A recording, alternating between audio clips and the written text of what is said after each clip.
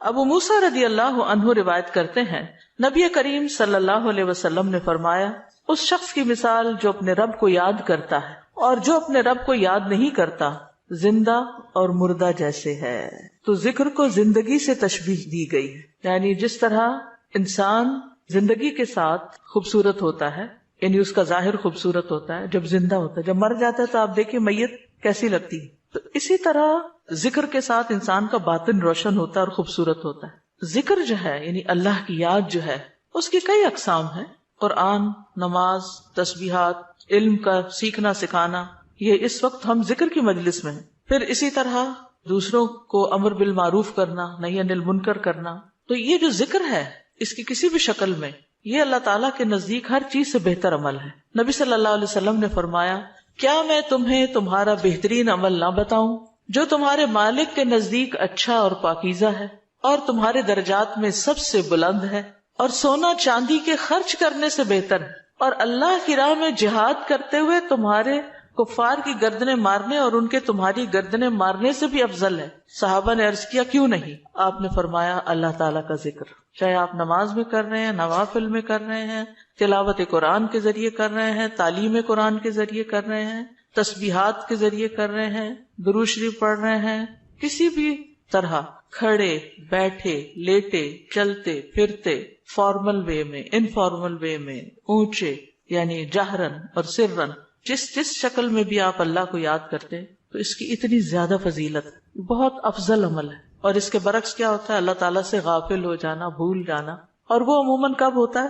جب ہم دنیا میں خوب محو ہو جاتے ہیں. اسی طرح رسول اللہ صلی اللہ علیہ وسلم نے فرمایا بہترین عمل یہ ہے کہ جب تم دنیا سے رخصت ہو تو تمہاری زبان اللہ کے ذکر سے تر ہو.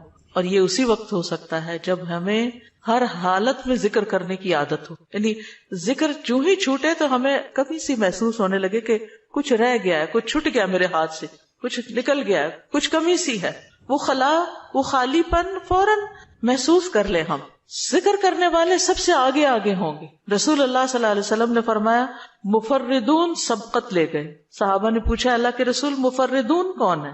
آپ نے فرمایا اللہ کا بہت ذکر کرنے والے مرد اور ذکر کرنے والی عورتیں. ذکر کی حالت میں مسلسل اللہ تعالیٰ کا ساتھ ملتا ہے، اللہ کا قرب نصیب ہوتا ہے. اللہ تعالیٰ فرماتے ہیں میں اپنے بندے کے ساتھ ہوں جب تک وہ مجھے یاد کرتا ہے اور میری یاد میں اپنے دونوں ہونٹ ہلاتا ہے. پھر شیطانی حملوں سے بچاؤ کا مضبوط قلعہ ہے.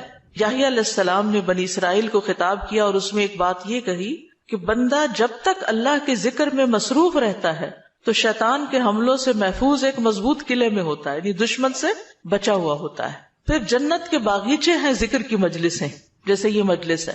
رسول اللہ صلی اللہ علیہ وسلم نے فرمایا جب تم لوگ جنت کے باغوں کے پاس سے گزرو تو کچھ کھا پی لیا کرو. صحابہ نے پوچھا جنت کے باغوں سے کیا مراد ہے؟ آپ نے فرمایا مجالس ذکر کی مجلسیں. قیامت کے دن سب سے زیادہ قابل رشک لوگ کون ہوں گے؟ جن کے چہروں کی سفیدی دیکھنے والوں کو ڈھانپ لے گی. وہ انبیاء و شہداء نہیں ہوں گے لیکن ان کے اللہ کے قریب ہونے کی وجہ سے انبیاء و شہداء ان پہ رشک کریں گے. عرض کیا کہ اللہ کے رسول یہ کون لوگ ہوں گے جن پہ انبیاء و شہداء رشک کریں گے؟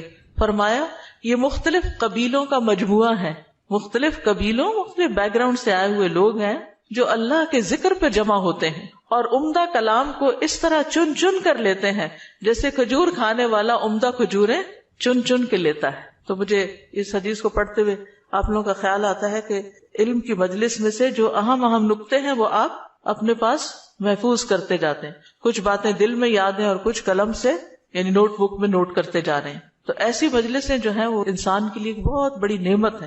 پھر ذکر نہ کرنا باعث حسرت ہے. یاد رکھیے جب میں ذکر کا لفظ بولتی ہوں نا تو ذکر کی ساری اقسام ذہن میں لایا کریں، کیونکہ ہمارے ہاں ذکر صرف اللہ ہو کرنے کا نام بن گیا ہے. ذکر کی مجلس کیا ہے؟ جس میں سارے لوگ بیٹھ کے اندھیرا کر دیں اور پھر وہ اس انداز میں ذکر کریں کہ سارے ایک نعرے کی شکل میں اور مل کے کوئی آوازیں بلند کریں. صحابہ سے ایسے کوئی طریقے منقول نہیں ہیں. وہاں صحابہ کرام نبی صلی اللہ علیہ وسلم کی مجالس میں جو بیٹھ کے علم حاصل کرتے تھے اس کو بھی ذکر کی مجلس سمجھتے تھے اور ویسے بھی اکٹھے بیٹھ کر اللہ کو یاد کرتے تھے. جیسے مسجد نبی میں ایک دفعہ آپ تشریف لے گئے، 2 جماعتیں تھی، کچھ علم سکھا رہے تھے اور کچھ بیٹھ کے ویسے ہی تسبیحات پڑھ رہے تھے اپنی. تو آپ علم والوں کے پاس گئے تو یہ بھی ذکر کی مجلس ہوتی ہے، یعنی علم کا سیکھنا سکھانا، اور بیٹھ کے تسبیح پڑھتے رہنا، ذکر کرتے رہنا، جیسے آپ حرم میں بیٹھ کے کرتے ہیں، کسی مسجد میں بیٹھے ہوتے ہیں، اس کے لیے ضروری نہیں ہوتا کہ کوئی تسبیحات کرنے کے لیے باقاعدہ لوگوں کو دعوت دے کر کوئی ایسے حلقے اکٹھے کیے جائیں۔ ذکر نہ کرنا باعث حسرت ہے۔ نبی صلی اللہ علیہ وسلم نے فرمایا جو لوگ کسی جگہ پر مجلس کریں لیکن اس میں اللہ کا ذکر نہ کریں اور نبی صلی اللہ علیہ وسلم پر درود نہ بھیجیں تو وہ ان کے لیے قیامت کے دن باعث حسرت ہوگی۔ اگرچہ وہ اجر و ثواب کی بنیاد پر جنت میں داخل ہو جائیں گے لیکن انہیں حسرت ہوگی کہ ہم نے یہ وقت کیوں گنوا دیا۔ ذکر نہ کرنے والے بدترین مخلوق ہیں، بد نصیب لوگ ہیں۔ عامر بن ابسہ سے روایت ہے، رسول اللہ صلی اللہ علیہ وسلم نے فرمایا جب بھی سورج چڑھتا ہے اللہ عز و جل کی ہر ایک مخلوق اللہ عز و جل کی تسبیح اور حمد و ثنا بیان کرتی، یعنی صبح ہوتے ہی ساری مخلوق ذکر میں لگ جاتی، لیکن شیطان اور اولاد آدم میں سے آتا قسم کے لوگ ذکر نہیں کرتے۔ تو میں نے بنی آدم میں آتا قسم کے لوگوں کے بارے میں سوال کیا، آپ نے فرمایا بدترین مخلوق، یا فرمایا اللہ کی مخلوق میں سے بدترین لوگ، یعنی آسمان و زمین، سورج چاند ستارے درخت شجر حجر ہر چیز ذکر میں مشغول ہے سوائے ان لوگوں کے جو سو سو کے وقت گزار رہے ہیں یا غفلت میں پڑے ہوئے ہیں۔ حدیث نمبر 42، دو محبوب کلمات۔ عن ابی ہریرہ رضی اللہ عنہ قال قال النبی صلی اللہ علیہ وسلم کلمتان حبیبتان الی الرحمن خفیفتان علی اللسان ثقیلتان فی المیزان سبحان اللہ وبحمدہ سبحان اللہ العظیم۔ کتاب التوحید۔ ابو ہریرہ رضی اللہ عنہ روایت کرتے ہیں نبی کریم صلی اللہ علیہ وسلم نے فرمایا دو کلمے رحمان کو بہت محبوب ہیں، زبان پر بہت ہلکے ہیں لیکن قیامت کے دن ترازو میں بہت بھاری ہوں گے۔ سبحان اللہ و بحمدہ سبحان اللہ العظیم۔ اللہ اپنی حمد کے ساتھ پاک ہے، اللہ پاک ہے جو بہت عظمت والا ہے۔ تو جیسے ہم جانتے ہیں کہ نفلی عبادت میں افضل عمل اللہ کا ذکر ہے، تو یہاں پر اس ذکر کی خاص شکل بتائی گئی کہ اللہ تعالیٰ کی حمد و ثنا اور پاکی بیان کرنا۔ سبحانہ کا مطلب کیا ہوتا ہے کہ وہ پاک ہے۔ تو جس کلام میں، جس ذکر میں اللہ تعالیٰ کی پاکی بیان کی جائے، تسبیح بیان کی جائے اور حمد و ثنا بیان کی جائے، وہ اللہ تعالیٰ کا چنا ہوا کلام ہے۔ رسول اللہ صلی اللہ علیہ وسلم سے سوال کیا گیا کون سا کلام افضل ہے؟ آپ نے فرمایا جو اللہ نے اپنے فرشتوں اور بندوں کے لیے چنا۔ کیا فرمایا؟ جو اللہ نے اپنے فرشتوں اور اپنے بندوں کے لیے چنا۔ سبحان اللہ و بحمدہ، ٹھیک ہے، سبحان اللہ و بحمدہ۔ یہ تمام مخلوق کی نماز ہے، تمام مخلوق کی نماز ہے۔ نوح علیہ السلام کی وفات کا وقت جب آیا تو انہوں نے اپنے بیٹے سے فرمایا کہ میں تمہیں ایک وصیت کر رہا ہوں، دو باتوں کو کرنے کا حکم دیتا ہوں، دو باتوں سے روکتا ہوں۔ اور دو کرنے کے جو کام بتائے اس میں سے ایک لا الہ الا اللہ کا اقرار، کہ اگر ساتوں آسمان اور ساتوں زمینوں کو ترازو کے ایک پلڑے میں رکھ دیا جائے اور لا الہ الا اللہ کو دوسرے پلڑے میں، تو لا الہ الا اللہ والا پلڑا جھک جائے گا، اور اگر ساتوں آسمان اور ساتوں زمینیں ایک بند کڑے کی شکل اختیار کر لیں تو لا الہ الا اللہ اس کو بھی توڑ دے گا۔ اتنی طاقت ہے اس کلام کے اندر۔ اور دوسرا یہ کہ سبحان اللہ و بحمدہ کا ورد کرتے رہنا، کیونکہ یہ ہر چیز کی نماز ہے اور اس کے ذریعے مخلوق کو رزق ملتا ہے۔ اور میں تمہیں شرک اور تکبر سے منع کرتا ہوں، یہ دو منع کرنے والی چیز۔ اسی طرح ان کلمات کو اگر کوئی 100 دفعہ دن میں پڑھے تو اس کے گناہ مٹ جاتے ہیں، گناہ جھڑ جاتے ہیں، چاہے سمندر کی جھاگ کے برابر ہی کیوں نہ ہو۔ پھر اسی طرح ایک اور حدیث میں آتا ہے سنن ترمذی کی، جو شخص سبحان اللہ العظیم و بحمدہ کہتا ہے اس کے لیے جنت میں کھجور کا ایک درخت لگا دیا جاتا ہے، صرف ایک دفعہ کہنے سے۔ کہہ لیجئے سبحان اللہ العظیم و بحمدہ۔ اللہ کے راستے میں سونا خرچ کرنے سے بہتر ہے۔ رسول اللہ صلی اللہ علیہ وسلم نے فرمایا جو رات سے خوف کھائے، اکیلا ہونے کی وجہ سے یا ویسے اس کو اندھیرے کا فوبیا ہو، کہ جو رات سے خوف کھائے کہ وہ اس کو پریشان کرے گی، یا مال خرچ کرنے سے بخل کرے کہ دینے کو دل نہ چاہے، یا دشمن سے مقابلہ کرنے سے ڈرے، تو وہ اس قول کی کثرت کر دے سبحان اللہ و بحمدہ، سبحان اللہ و بحمدہ، کیونکہ یہ اللہ کے نزدیک سونے کا پہاڑ اللہ کے راستے میں خرچ کرنے سے زیادہ محبوب ہے۔ ہم میں سے کس کی وسعت ہے کہ سونے کا پہاڑ اللہ کے راستے میں خرچ کرے؟ نہیں کر سکتے، تو اس لیے اس کلمے کو ہی زیادہ سے زیادہ پڑھ لینا چاہیے۔ اسی طرح سبحان اللہ، لا الہ الا اللہ، الحمدللہ، یہ کلمات عرش کے ارد گرد چکر لگاتے اور ان کی بھنبھناہٹ ہوتی شہد کی مکھیوں کی بھنبھناہٹ کی طرح، اور وہ اپنے ذکر کرنے والے کی اللہ کے ہاں یاد دلاتے ہیں۔ تو آپ نے فرمایا کیا تم میں سے کوئی یہ پسند نہیں کرتا کہ اس کے لیے کوئی ایسا ہو جو ہمیشہ اللہ کے ہاں اس کی یاد دلائی جاتے رہے، یعنی کوئی ایسا طریقہ ہو کہ ہمیشہ عرش کے ارد گرد آپ کا ذکر ہوتا رہے. قیامت کے دن بھی انسان کا بچاؤ کریں گے، یعنی جہنم سے بچانے کے لیے سبحان اللہ والحمد للہ ولا الہ الا اللہ واللہ اکبر. پھر اہل جنت کا ذکر کیا ہوگا؟ ان کے سانس کے ساتھ ان کو تسبیح و تحمید سکھا دی جائے گی کہ بولنا بھی نہیں پڑے گا، سانس لیں گے اور سانس کے ساتھ اللہ کا ذکر جاری ہو جائے گا. یہ جو احادیثوں نے بیان کی، یہ آپ کے پاس کارڈ ہونا چاہیے تسبیحات کی فضیلت والا، اس میں لکھی ہوئی ہیں، دوسروں کے ساتھ بھی شیئر کریں، اور خاص طور پہ بچوں کو ذکر کرنا سکھائیں. ان کے اندر بھی ایک کامنس آتی، ایک سکینت آتی ہے. ہم بعض اوقات یہ سوچتے ہیں یہ تو بچے ہی ہیں، ابتدائی عمر سے، چھوٹی عمر سے کہ چلو یہ پڑھو، انگلیوں پہ گنتے ہیں، اچھا تم نے کتنی دفعہ پڑھ لی، کتنے جنت میں درخت لگائے، تو آہستہ آہستہ ان کو عادت ہو جاتی. پھر ذکر کی ایک قسم اللہ کے نام پڑھنا، اللہ کے نام یاد کرنا. عن ابی ہریرہ ان رسول اللہ صلی اللہ علیہ وسلم قال ان للہ 99 اسما 100 الا واحدا من احصاها دخل الجنہ. کتاب التوحید. ابو ہریرہ رضی اللہ عنہ سے روایت ہے کہ رسول اللہ صلی اللہ علیہ وسلم نے فرمایا، بے شک اللہ کے 99 نام ہیں، 99، ایک کم 100. جو شخص ان سب کو محفوظ رکھے گا، یاد کر لے گا، وہ جنت میں داخل ہوگا. من احصاها، تو احساس سے مراد ان کو گننا، ان کے معنی پہچاننا، ان کے تقاضے کے مطابق عمل کرنا. خالی لکھ کے یا جمع کر کے یاد کر لیا جائے اور مطلب ہی نہ پتا ہو اور اس کے مطابق عمل نہ ہو تو پھر یہ وعدہ نہیں پورا ہوتا. احصاء میں ہر چیز کا جمع ہو جانا ہے، یعنی اللہ تعالیٰ کے ناموں کی حدود کی حفاظت کرنا، ان کو پہچاننا، ان کا معنی جاننا، ان کی فضیلت جاننا، کہاں پڑھنا ہے. امام ابن قیم کہتے ہیں کہ اللہ کے اسماء کو گن کر محفوظ کرنے کے کچھ مراتب ہیں.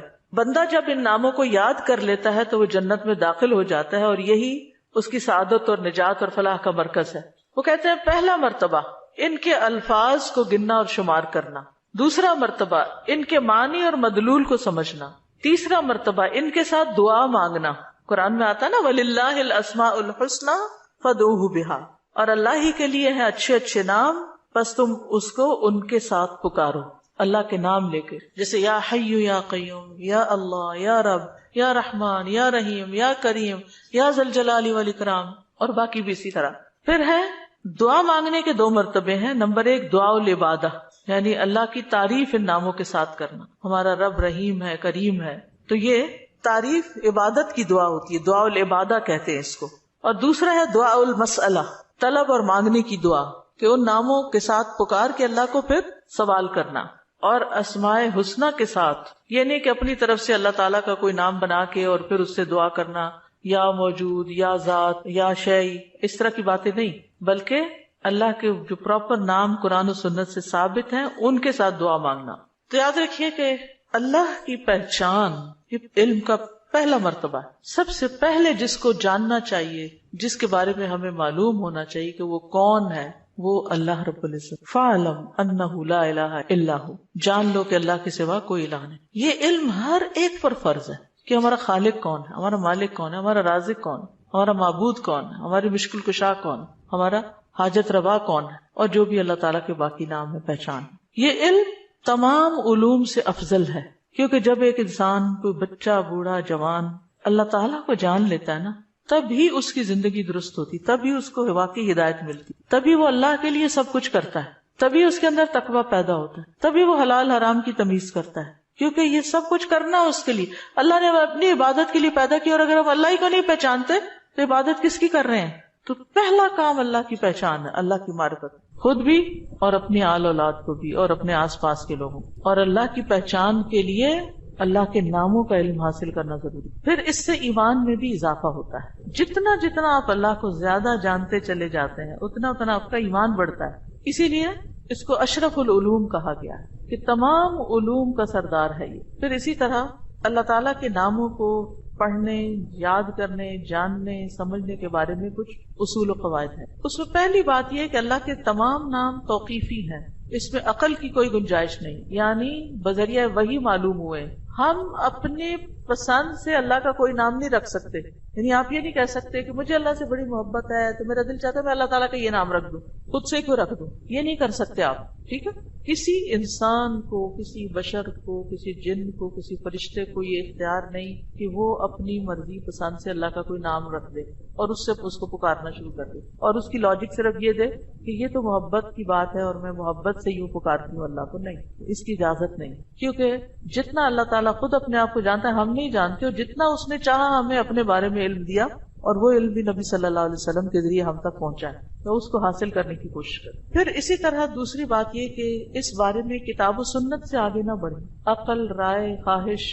امام احمد کہتے ہیں اللہ کی صفت نہیں بیان کی جائے گی مگر وہی جو خود اس نے اپنی ذات کی بیان فرمائی ہے یا رسول اللہ صلی اللہ علیہ وسلم نے بیان کی ہے. ہم قرآن و سنت سے آگے نہیں بڑھیں گے، خود یا کسی عالم یا کسی اور انسان کے بتائے ہوئے نام کے مطابق نہیں کام کریں گے. پھر اگلی بات یہ کہ اللہ کے ناموں میں الحاد سے بچنا چاہیے. الحاد سے، الحاد کا مطلب کیا ہے؟ سیدھے رستے سے ہٹ جانا. لحد ہوتی ہے نا وہ قبر جو بغلی قبر ہوتی ہے، نیچے گڑا کھودتے کھودتے سائڈ پہ قبر کھودنا شروع کر دیں. تو اس کی بہت سی صورتیں ہو سکتی، جیسے اللہ کے کسی نام کا انکار کر دیا جائے، یا نام جن صفات پر دلالت کر رہے ہیں ان کا انکار کر دیا جائے، جیسے امت میں کچھ ایسے فرقے گزرے ہیں کہ جو یہ کام کرتے رہے ہیں. پھر اسی طرح بغیر تحریف، تعطیل، تکییف اور تمثیل کے اسماء و صفات پر ایمان لانا ضروری. تحریف یعنی خود تبدیلی کرنا، تعطیل یعنی کسی صفت کو معطل کر دینا، تکییف کسی کیفیت کو بتانا، تمثیل یعنی مثال بیان کرنا. ان چیزوں سے بچنا چاہیے. پھر ایک اہم بات یہ بھی یاد رکھیے کہ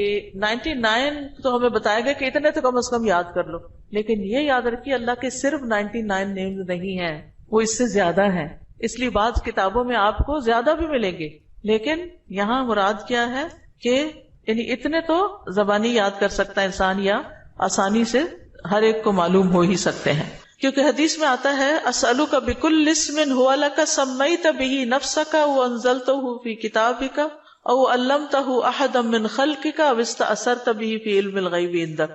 اے اللہ میں تجھ سے تیرے ہر نام کے واسطے سے دعا کرتا ہوں، وہ نام جو تو نے اپنی ذات کے لیے رکھے، یا جو نام تو نے اپنی کتاب میں اتارے، یا وہ جو اپنی مخلوقات میں سے کسی کو سکھا دیے، یا وہ نام جو تو نے اب تک اپنے خزانہ غیب میں محفوظ رکھے. اس سے کیا پتہ چلتا ہے کہ کچھ نام تو خزانہ غیب میں ہے.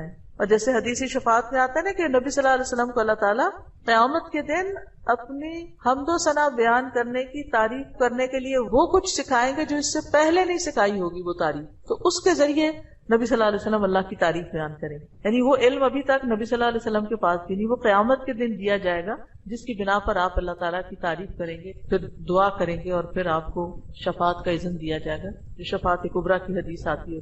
الہدیٰ نے اللہ تعالیٰ کے ناموں کا ایک کارڈ ریوائز کر کے چھاپا تھا جس میں قرآن اور سنت کی دلیل سے وہ نام دیے گئے ہیں، اور باقی جو تاج کمپنی کے چھپے ہوئے نام، ان میں کچھ نام ایسے ہیں جو اللہ کے نام نہیں ہیں، وہ اللہ تعالیٰ کے افعال ہیں جن سے لوگوں نے خود نام بنا لیے. جیسے المذل اللہ کا نام نہیں ہے، یہ اللہ کا نام نہیں ہے، لیکن ذلت دینے والا اللہ ہے، تو ذل من تشاء، تو اس سے لوگوں نے نام اسم فائل کر کے تو مذل بنا لیا. تو یہ نام نکال دینے چاہیے، ٹھیک ہے، کیونکہ یہ قرآن و سنت سے نہیں ملتے. تو کچھ اللہ تعالیٰ کے نام ہیں، صفات ہیں، اور کچھ افعال بھی ہیں کہ اللہ تعالیٰ کیا کیا کرتا ہے. تو قرآن سے ہمیں وہ بھی پتہ چلتا ہے کہ اللہ تعالیٰ کیا کرتا ہے، اسے زندگی دیتا ہے، موت دیتا ہے، رزق دیتا ہے، وغیرہ وغیرہ. حدیث نمبر 44، پورے یقین کے ساتھ دعا کرنا. دعا بھی ذکری کی ایک قسم ہے. ان انس قال قال رسول اللہ صلی اللہ علیہ وسلم اذا دعوتم اللہ فاعزموا فی الدعاء ولا یقولن احدکم ان شئت فاعتنی فان اللہ لا مستکرہ لہ. انس رضی اللہ عنہ روایت کرتے ہیں کہ رسول اللہ صلی اللہ علیہ وسلم نے فرمایا جب تم اللہ کو پکارو تو پکارنے میں عزم رکھو، یعنی اچھی طرح پکارو، اور تم میں سے ہرگز کوئی یوں نہ کہے کہ اگر تو مجھے چاہے تو عطا کر دے، چاہے تو نہ کرے. یعنی لکھا ہوا نہیں یہاں، لیکن مطلب یہی بنتا ہے کیونکہ اللہ کو کوئی بھی مجبور نہیں کر سکتا. ٹھیک ہے، تو یہاں دعا مانگنے کا ادب سکھایا گیا ہے کہ دعا پورے یقین کے ساتھ مانگنی چاہیے. یا اللہ تو دے سکتا ہے، تو مجھے عطا کر. یہ نہ کہے تو چاہے تو عطا کر، وہ تو دینے پہ قادر ہے، اس سے پورے یقین اور عزم کے ساتھ دعا کرے. اسی طرح دعا مانگنے کے کچھ اور آداب بھی ہیں. مسئلہ یہ کہ غافل دل سے دعا نہ کرے، کیونکہ اللہ تعالیٰ بے پرواہ دل کی دعا قبول نہیں کرتا. پھر یقین سے دعا کریں کہ قبولیت کا یقین ہو کہ نہیں اللہ تعالیٰ سنتا ہے. یہ نہیں پتہ نہیں سنے گا کہ نہیں، بہت مانگی ہے ابھی تک تو ہماری بات نہیں مانی گئی، پتہ نہیں آگے کیا ہوگا. میری تو سنتا ہی نہیں، نعوذ باللہ ایسی باتیں نہیں کرنی چاہیے. آپ کہ اللہ آپ کے تو بس میں ہے سب کچھ، آپ تو سب کچھ کر سکتے ہیں. پھر اسی طرح بغیر ہچکچاہٹ کے رب سے دعا کرنی چاہیے. کس سے؟ بغیر ہچکچاہٹ کے، پورے یقین سے. نبی صلی اللہ علیہ وسلم نے فرمایا جب تم میں سے کوئی آدمی اللہ کے سامنے اپنی خواہش کا اظہار کرے تو وہ زیادہ سے زیادہ مانگے، کیونکہ وہ اپنے رب سے مانگ رہا ہوتا ہے عز و جل سے، وہ سب کچھ کر سکتا ہے. پھر خشوع و خضوع اور عاجزی سے مانگے. ادعوا ربکم تضرعا وخفیا انہ لا يحب المعتدین. پھر گریہ و زاری، رو دھو کے مانگے. آپ دیکھیں کس طرح بچے جب انہیں کوئی چیز چاہیے ہوتی ہے تو بلا وجہ بھی رونا شروع کر دیتے ہیں. تکرار اور اصرار سے دعا کریں. نبی صلی اللہ علیہ وسلم بعض اوقات 3 بار ایک دعا دہراتے تھے. آپ نے فرمایا جس شخص نے 3 بار اللہ سے جنت مانگی تو جنت کہتی ہے اللہ اسے جنت میں داخل کر دے، اور جو شخص 3 مرتبہ آگ سے پناہ مانگے تو دوزخ کہتی ہے اللہ اس کو آگ سے پناہ دے دے. پھر دعا میں جلد بازی نہ کریں. تو بندہ جب تک جلد بازی نہ کرے دعا قبول کی جاتی رہتی. یعنی جلد بازی کیا ہے کہ مایوس ہو کے انسان تھک جائے اور دعا مانگنا چھوڑ دے، یہ نہیں ہونا چاہیے. جی استاذہ، جو اللہ تعالیٰ کے جو نام ہے اور جو ان کے صفات ہیں یہ ریلیٹ کرتے ہیں نا آپس میں؟ اس کی ساری صفات اس کے ناموں میں، یعنی ناموں میں ہی اس کی صفات. یعنی ذکر کی ایک قسم جو ہے نا غور و فکر بھی ہے کائنات میں، اور اس کے ذریعے اللہ کو یاد کرنا. کیونکہ جتنی تقصیر ہم کرتے ہیں کمی کوتاہی دعا میں، وہ اسی وجہ سے کرتے ہیں کہ ہمیں اللہ کی پہچان نہیں ہوتی. آپ دیکھیے جب ہمیں لوگوں کی پہچان ہوتی ہے نا کہ کون کتنا سخی ہے تو ہمیں اس سے اسی کے مطابق توقع ہوتی. امی سے عیدی اتنی ملے گی اور ابا سے اتنی ملے گی، کیونکہ ہم دونوں کا مزاج پہچانتے ہیں کہ کون کتنا دیتا ہے. اسی طرح خالہ مامی دادی سب کا پتا ہوتا ہے کہ کون کیا کرتا ہے. تو اگر انسانوں کا تھوڑا بہت ہمیں پتا ہوتا ہے اور اس کے مطابق ہی ہماری ایکسپیکٹیشن ہوتی ہے، تو جس کو اللہ کا پتا چل جائے کہ وہ کیا عظیم ہستی ہے، پھر اس کی دعا کی ایکسپیکٹیشن کتنی بڑی ہوگی کہ وہ کیا کچھ نہیں دے سکتا اور کیا کچھ اس سے مانگنا چاہیے. وہ تو کبھی مایوس ہی نہیں ہو سکتا انسان. اساتذہ السلام علیکم. یہ جو ہم لوگ الہدا میں بھی پڑھاتے ہیں نسلوں کا یوم، اس کے اندر بھی یوم عزو آتا ہے، تو کیا کوئی نیا ورژن ہے جس؟ بالکل نیا ورژن بھی ہے، کارڈز لے لیجئے، اور نئے ورژن کی ریکارڈنگ بھی ہم نے کروا لی ہوئی ہے. ساجد محترم یہاں پہ آپ نے ابھی فرمایا نا کہ تو چاہے تو عطا کر، یہ نہیں کہنا چاہیے، تو اس کی تھوڑی سی وضاحت کر دیں کیونکہ میرے ذہن میں بھی آ رہا ہے کہ ہم جب یہ کہتے ہیں، آپ نے بھی فرمایا نا کہ تو جو چاہے وہ عطا کر دے، ہمیں یہ نہیں کہنا چاہیے تو چاہے تو عطا کر دے. ہاں اگر تو چاہے تو عطا کر دے. اس کی تھوڑی سی وضاحت کر دیں کیونکہ میرے ذہن یعنی اس کا مطلب یہ ہے کہ مثلا مجھے گھر چاہیے، اللہ اگر آپ کی مرضی ہے تو دے دیں، نہیں تو نہ سے. یہ نہیں کہنا چاہیے. بندوں کے ساتھ ہم ایسے معاملے کر رہے ہوتے ہیں نا، دینا تو دو نہیں تو نہ دو، تو اللہ کے ساتھ ایسے نہیں کرنا، یہ بے ادبی ہے. استاذہ یہ جو آپ نے کہا کہ جس کا آخری کلام لا الہ الا اللہ ہوگا تو وہ جنت میں جائے گا، جیسے ہماری آنٹی حالت نیزہ سے 2 دن پہلے ہم نے ان کو پڑھایا، انہوں نے ورد کیا، اس کے بعد وہ کومے میں چلے گئی، تو ان کے لیے ہم یہ امید رکھ سکتے ہیں کہ ان کا آخری کلام یہی ہے لا الہ الا اللہ؟ یعنی آخری بات جو کی وہ لا الہ الا اللہ تھی، چاہے اس کے بعد 1 دن بعد فوت ہوئے یا 2 دن بعد. اور ایک اور بات، بعض اوقات قومے میں ہوتے ہوئے بھی سن رہے ہو، اور کئی لوگوں کا یہ پتہ چلتا ہے کہ وہ آہستہ آہستہ زبان بھی ہلا رہے ہو، اور کئی لوگوں کا یہ بھی میں نے سنا ہے، مطلب لوگوں کے ڈیتھ کے جو حالات واقعات سنتے ہیں کہ بے ہوشی تاری رہی اور فوت ہونے سے تھوڑی دیر پہلے آنکھیں بھی کھولی اور منہ بھی ہلایا اور پھر دوبارہ چلے گئے. تو یہ اللہ کی دی ہوئی توفیق ہے، ہمیں توفیق مانگنی چاہیے کہ اللہ ہمارا آخری کلام لا الہ الا اللہ. آپ نے بھی ذکر کیا ہے، ذکر کا فضیلت بیان کیا ہے، تو مجھے یہ بات سمجھ آئی ہے کہ جب ہم لوگ دن رات میں ذکر کرتی ہیں، ہماری زبان تر رہتی ہے ذکر سے، جوارے اس چیز کی گواہی دیتے ہیں، تو وہ جو ہے آپ کا جو اندر احساس ہے وہ یہ ہوتا ہے کہ ہمارا ٹائم ویسٹ نہ ہو، ٹھیک ہے، اور ہم لوگ جو ہے نا فضولیات سے وہ اجتناب کرتے ہیں اس چیز کو کہ ہم نے ذکر کرنا ہے، اپنی نیکیوں کو اضافہ کرنا ہے، خیر و برکتیں مانگنی ہے. کیا یہ چیز جو ہے ہمارے خشوع و خضوع میں اضافہ کر سکتی ہے؟ ذکر کے تو بہت سی برکات ہیں، اور اس میں سے یہ بھی ہے 2 چیزیں جو ہے نا ذکر میں بڑا فائدہ دیتی ہے. ایک ہے کہ ٹارگٹ ڈیلی سیٹ کرے، جیسے 100 دفعہ یہ سبحان اللہ و بحمدہ کہا گیا، یہ منیمم بیئر منیمم ہے کہ آپ یہ 100 دفعہ سورج نکلنے سے پہلے اور سورج غروب ہونے سے پہلے پڑھ لیں عصر کے بعد. پھر اسی طرح یہ ہے کہ نبی صلی اللہ علیہ وسلم دن میں 70 سے 100 بار استغفار کرتے تھے. ٹارگٹ سیٹ کر لیں کہ میں نے لازمی یہ تو کرنا ہی کرنا ہے، اتنا تو کرنا ہے، زیادہ ہو جائے تو بہت ہی اچھا، کیونکہ حدیث میں آتا ہے نا طوبی لمن وجد الاستغفار فی صحیفته، کہ خوشخبری ہے اس کے لیے جو اپنے اعمال نامے میں استغفار کی کثرت پائے.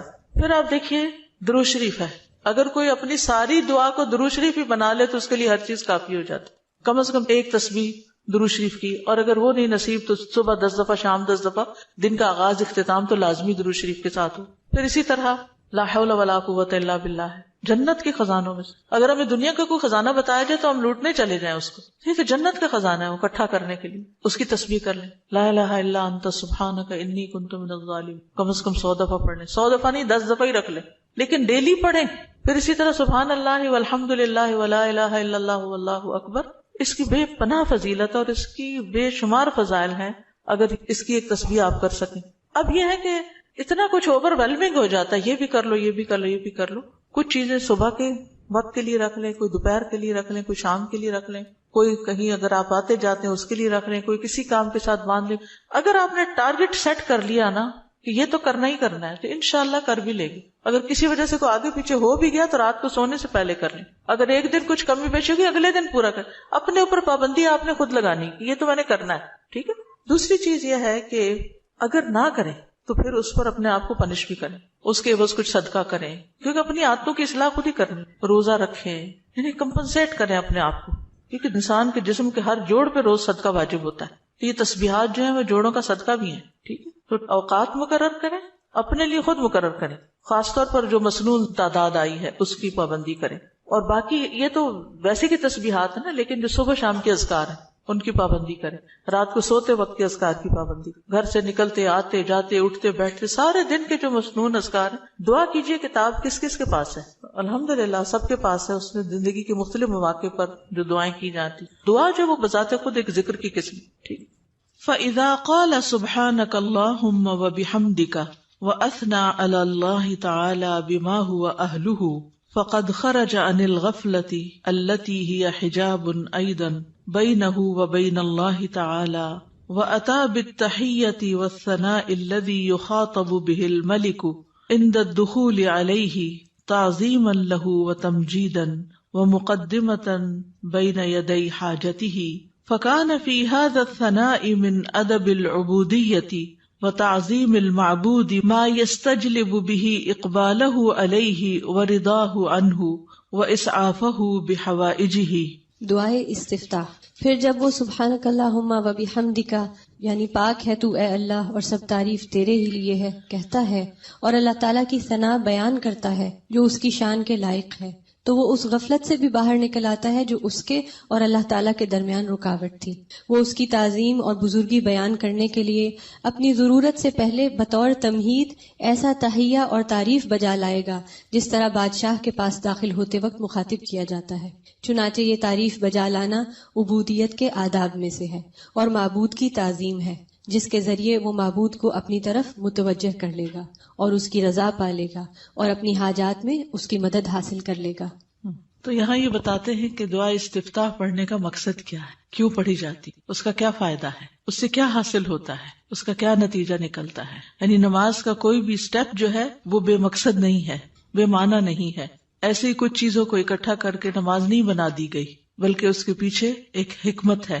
فَإِذَا قَالَ سُبْحَانَكَ اللَّهُمَّ وَبِحَمْدِكَ, پھر جب وہ کہتا ہے سبحانک پاک ہے تو, اللہم اے اللہ, وَبِحَمْدِكَ اور ساتھ تیری تعریف کے یا سب تعریف تیرے لیے ہے, وَأَثْنَى عَلَى اللَّهِ تَعَالَى اور وہ ثنا بیان کرتا ہے اللہ سبحانہ تعالیٰ کی, بِمَا هُوَ أَهْلُهُ جس کا وہ اہل ہے, فَقَدْ خَرَجَ عَنِ الْغَفْلَةِ تو تحقیق وہ غفلت سے نکل آتا ہے, الَّتِي هِيَ حِجَابٌ أَيْضًا بَيْنَهُ وَبَيْنَ اللَّهِ تَعَالَى وہ غفلت جو حجاب ہے, ایک پردہ ہے, ایضًا بھی یعنی وہ بھی ایک پردہ ہے اس بندے کے درمیان اور اللہ تعالیٰ کے درمیان.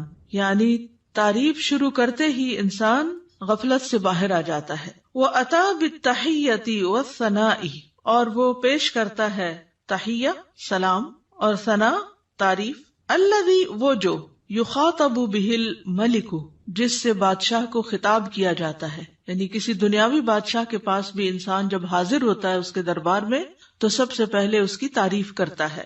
عند الدخول علیہ اس کے پاس داخل ہونے کے وقت, تعظیما لہ و تمجیدا اس کی تعظیم کرتے ہوئے اور اس کی بزرگی بیان کرتے ہوئے, ومقدمتا بین یدی حاجتہ اور اپنی حاجت پیش کرنے سے پہلے تمہید کے طور پر, مقدمہ تمہید یعنی مقدمے کے طور پر. فکان فی ھذا الثناء تو یہ تعریف جو ہے اس میں من ادب العبودیت یہ عبودیت کے آداب یا مینرز میں سے ہے. وتعظیم المعبودی، اور معبود کی تعظیم ہے، یعنی یہ اللہ سبحانہ تعالیٰ کی تعظیم کے لیے ہم ثنا پڑھتے ہیں شروع میں، سبحانک اللہم وبحمدک وتبارک اسمک وغیرہ. ما یستجلب بہ اقبالہ علیہ، جس کے ذریعے وہ کھینچ لاتا ہے یا متوجہ کر لیتا ہے اللہ سبحانہ تعالیٰ کی توجہ اپنی طرف، اقبالہ علیہ، اس کی توجہ اپنی طرف، ورضاہ عنہ، اور اس کی رضا، واسعافہ بحوائجہ، اور اس کی مدد کرنا. اسعاف آپ نے دیکھا ہوگا فرسٹ ایڈ کی جو ایمبولینسز ہوتی ہیں ان کے اوپر لکھا ہوتا ہے، یعنی فوری مدد طلب کرنا، بحوائجہ، اپنی حاجات میں. تو یہ تعریف انسان کے لیے بہت فائدہ مند ثابت ہوتی ہے. کیا کیا فائدے اس میں بتائے گئے ہیں؟ نمبر 1، انسان غفلت سے نکل آتا ہے. ٹھیک ہے، خرج عن الغفلۃ التی ہی حجاب ایضا بینہ و بین اللہ تعالی. دوسری بات کیا ہے کہ وہ ملاقات سے پہلے یا ابتدا میں، جیسے کسی بھی بادشاہ کے پاس جانے کا ایک ادب، ایک پروٹوکول ہوتا ہے، تو یہاں بندہ تحیہ اور ثنا سے کام لیتا ہے. اور اس سے کیا فائدہ ہوتا ہے کہ ایک تو جو ہمارے اوپر ادب آداب کا حق ہے وہ ادا ہوتا ہے، دوسری طرف یہ کہ معبود کی تعظیم ہوتی ہے، معبود یا رب ہماری طرف متوجہ ہوتا ہے، وہ راضی ہوتا ہے، اور بندے کی مدد کرنے میں وہ جلدی کرتا ہے. تو یہ فائدے ہیں دراصل ثنا پڑھنے کے. حقیقت یہ ہے کہ اللہ سبحانہ تعالیٰ کی ذات ہی قابل تعریف ہے. سورۃ ہود میں آتا ہے انہ حمید مجید، بے شک وہ بے حد تعریف کیا گیا، بڑی شان والا ہے. یعنی اللہ سبحانہ تعالیٰ کی شان بڑی بلند ہے، تو اس کی تعریف ہونی ہی چاہیے.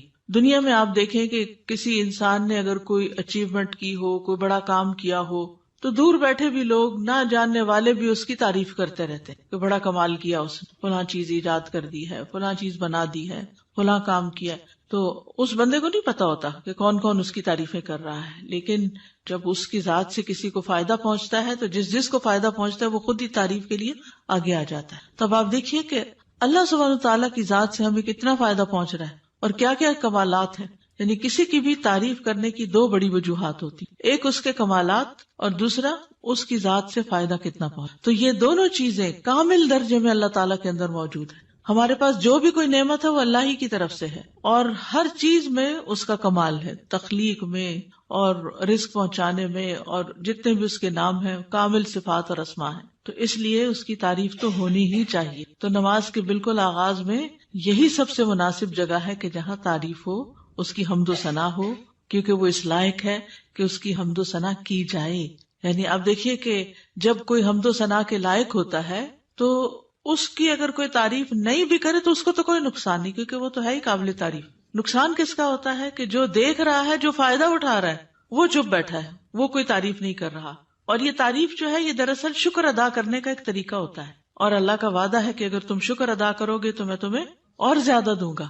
تو اس احساس کے ساتھ جب انسان اللہ کی تعریف بیان کرتا ہے تو دراصل اللہ سبحانہ تعالیٰ کو بندہ اپنے قریب پاتا ہے، اس سے کنیکشن ہو جاتا ہے اس کا، اور یہ سراسر بندے کے اپنے ہی فائدے میں. ہمارا تعریف کرنا اللہ تعالیٰ کی اللہ تعالیٰ کو فائدہ نہیں دیتا، یہ دراصل خود ہم ہی کو فائدہ دے رہا ہوتا ہے، کیونکہ تعریف کرنے کا بھی ایک مزہ ہوتا ہے. کیونکہ تعریف کرنے والا صرف اس وقت تعریف کر سکتا ہے جب وہ کسی خوبی کو دیکھنے کے قابل ہوتا ہے. یعنی اگر ہم تعریف کرتے ہیں تو اس کا مطلب یہ ہے کہ ہمارے اندر یہ صلاحیت ہے کہ ہم خوبیوں کو دیکھ پاتے ہیں. تو اس میں صرف ممدوح کی حمد نہیں ہوتی یا اللہ سبحانہ تعالیٰ ہی کی تعریف نہیں ہوتی، بلکہ ایسا بندہ بھی ایسے خالق کے ساتھ جب جڑتا ہے تو وہ بھی قابل تعریف ہو جاتا ہے. یعنی وہ بندہ بھی قابل تعریف ہو جاتا ہے جو اپنے خالق کی تعریف کرتا ہے. کیونکہ ناشکرے لوگ کسی کو بھی اچھے نہیں لگتے، پسند نہیں آتے. اور وہ لوگ جو اپنی آنکھیں ہی بند رکھیں اور غفلت کا شکار رہیں اور سوئے پڑے رہیں